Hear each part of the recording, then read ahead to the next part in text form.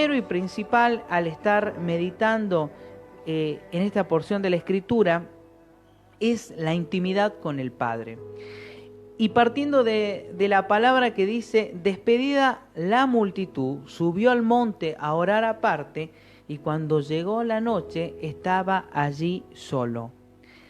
Es interesante cómo la Biblia refleja varios momentos de Jesús en intimidad con el Padre Celestial, lo cual nos hace referencia a la importancia de buscarlo más allá de nuestras actividades ministeriales, del trabajo, es decir, más allá de las multitudes. Y quiero compartirte otra palabra que se encuentra en Lucas capítulo 5, versículos 15 y 16, que dice de la siguiente manera: su fama se extendía más y más, y se reunía mucha gente para oírle y para que le sanase de sus enfermedades, mas él se apartaba a los lugares desiertos y oraba.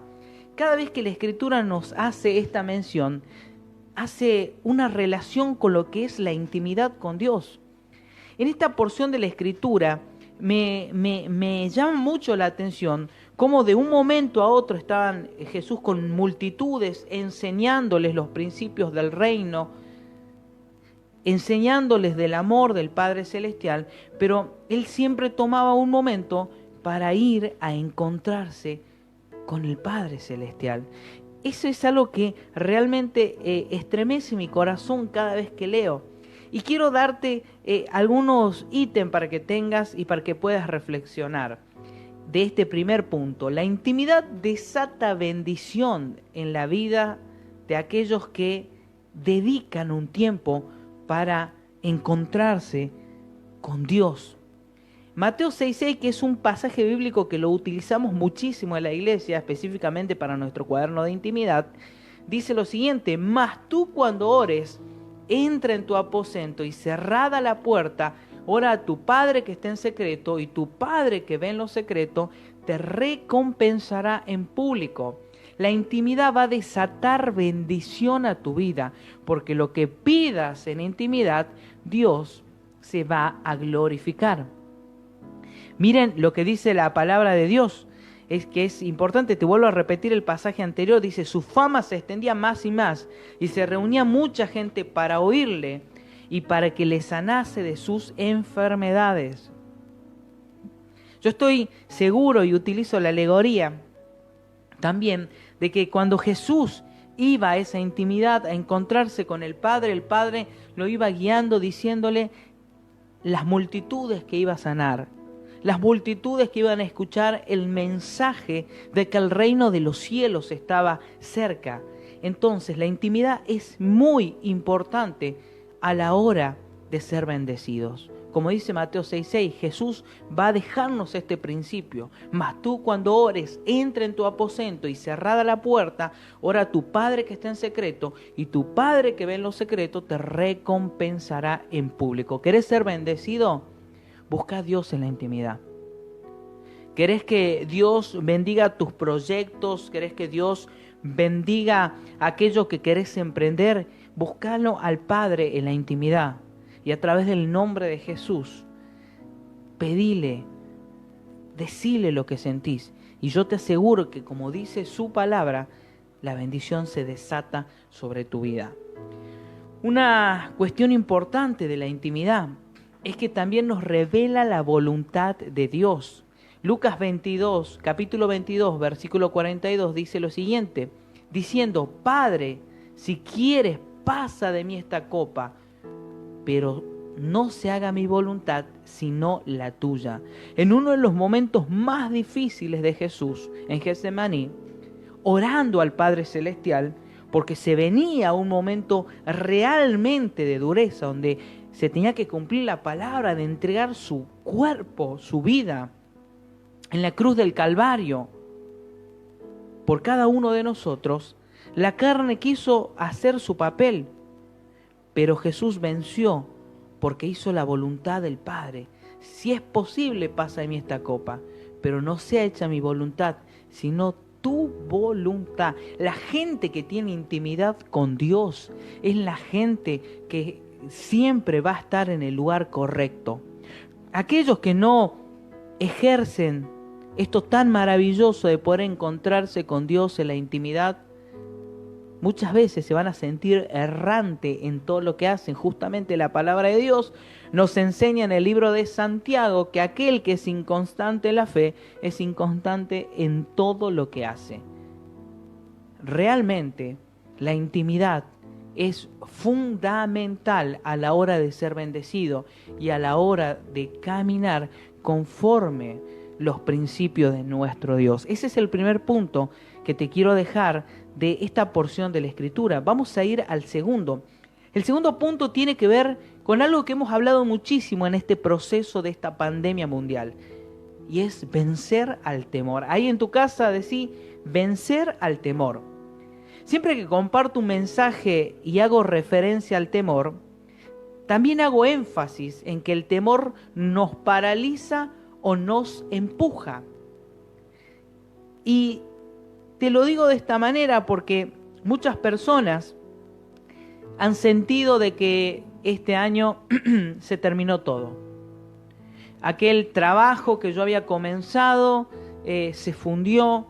Mis estudios, que este era el año donde tenía que recibirme, no pudo concretarse, y de repente vienen esos pensamientos de abandonarlo todo. ¿Para qué?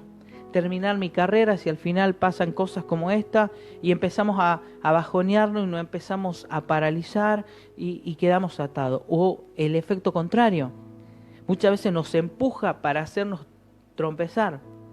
Personas que han dicho, no, ¿por qué las cosas no salen como yo quiero? Y comienzan a tomar miles de decisiones erráticas, a hacer malos negocios, a tener problemas en su entorno familiar por no escuchar el consejo y querer justamente actuar de una manera totalmente sin control. Esta palabra nos va a dejar esto claramente de que es necesario vencer el temor. Y quiero leerte esta porción de nuevo.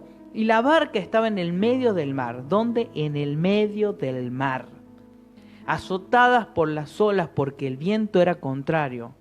Mas a la cuarta vigilia de la noche, Jesús vino a ellos andando sobre el mar, y los discípulos, viéndole andar sobre el mar, se turbaron diciendo, un fantasma, y dieron voces de miedo. Qué fuerte que es esto. Realmente se pegaron un susto tremendo. Imagínense el maestro que se había separado un momento a orar como lo hacía habitualmente. Mientras tanto la barca dice que ya estaba en el medio del mar. Y de repente ven esto tremendo que es primero una cosa sobrenatural. Jesús caminando sobre el agua a la noche, y produjo un temor. Muchísimas veces en nuestra vida cotidiana, cuando sentimos que las cosas parece que se van del control, en este caso porque dice que el viento era contrario y las olas azotaban esta pequeña barca, y encima parece esta situación que es produce realmente un temor en los discípulos de Jesús, hasta a tal punto de pensar que se trataba de un fantasma, y dieron voces de miedo, dice la Escritura. Entiéndase por dieron voces de miedo como esos sustos que uno tiene y empieza a gritar aterrorizado ante esta situación tremenda. Yo siempre me pregunto, y hago acá una pequeña reflexión y te la comparto, ¿cómo puede ser que los discípulos hayan tenido temor si estaba Jesús con ellos? Por más que Él estaba orando, quizás ellos no le reconocieron en su momento, pero era Jesús, aquel que había liberado a miles de personas con espíritus inmundos, aquel Jesús que venía sanando multitudes, aquel Jesús que hacía cosas realmente sobrenaturales. Sin embargo, por un instante el temor se apoderó de ellos. Por eso te repito, el temor te paraliza o te empuja. Fue un momento tremendo y no era nada más ni nada menos que el Señor Jesús que se estaba acercando a esa barca. Entonces yo quiero que esto lo tomes de la siguiente manera. Isaías 41:10 dice lo siguiente: no temas, porque yo estoy contigo. No desmayes, porque yo soy tu Dios, que te esfuerzo, siempre te ayudaré, siempre te sustentaré con la diestra de mi justicia. Dios siempre va a estar de nuestro lado si nosotros vencemos al temor confiando en Él. Otra palabra que te quiero compartir es el Salmo 23:4, que dice: aunque ande por valles de sombra de muerte, no temeré mal alguno, porque tú estarás conmigo, tu vara y tu cayado me infundirán aliento. ¡Qué hermosas palabras!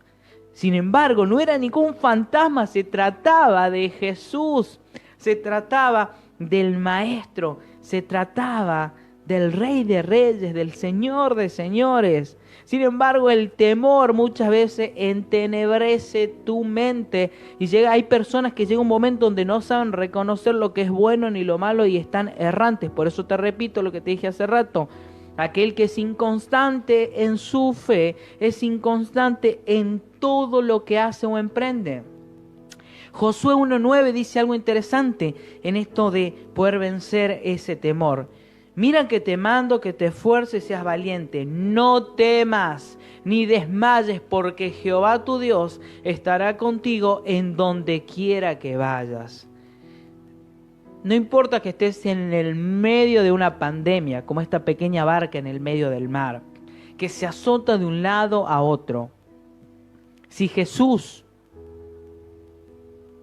está en tu vida y has aprendido a tener esta intimidad como Él lo hacía, simplemente vas a entender que Dios se va a manifestar de una manera sobrenatural en tu vida.